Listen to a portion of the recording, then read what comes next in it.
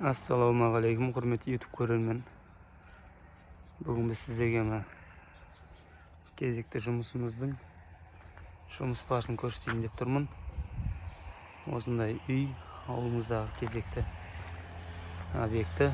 Осыны ішкі жұмысын полный бітіріп беруіміз керек. Ішін көрсетейін, проектісін, ремонтын қалай шыққанын көріңіздер, баға беріңіздер. Мынау кіреберіс бөлмесі, пол кафель болады, төбесі натяжной, стенасы мокрый шелк. Мына жақ кухня, пол тақтай, лак жағылып қойған. Бұл жағында төбесі натяжной болады. Мына жақта кухня гарнитур тұратын болады.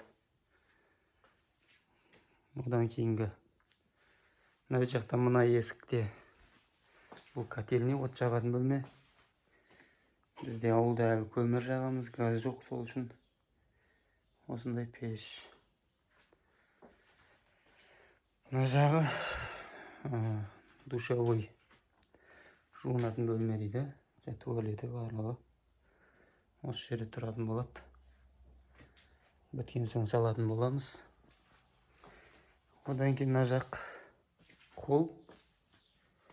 Мына жер тығыз зона, әлі біткен жоқ, істеп жатырмыз. Мына жерге осындай дизайнда айна қойдық. Потолок, стена барлығы лепкасы жағылып тұр. Қазір штур етіп краскіге дайындайтын боламыз.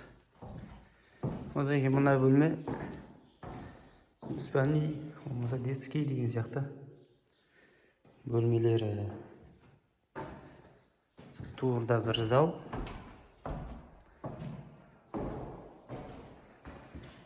Дизайн осылай болып шықты. Краска жұмыстарын жасайтын боламыз. Полға, стекқа өзінің жағатын замасысын жағып жатыр. Есіктері осындай. Одан кейін мына жақта екінші үлкен зал.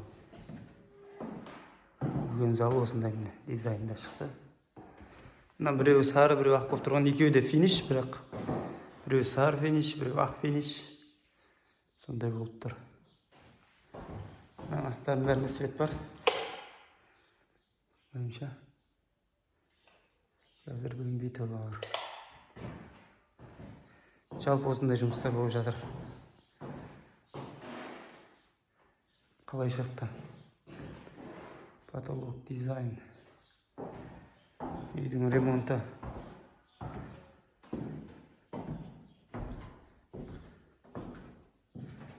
Осындай.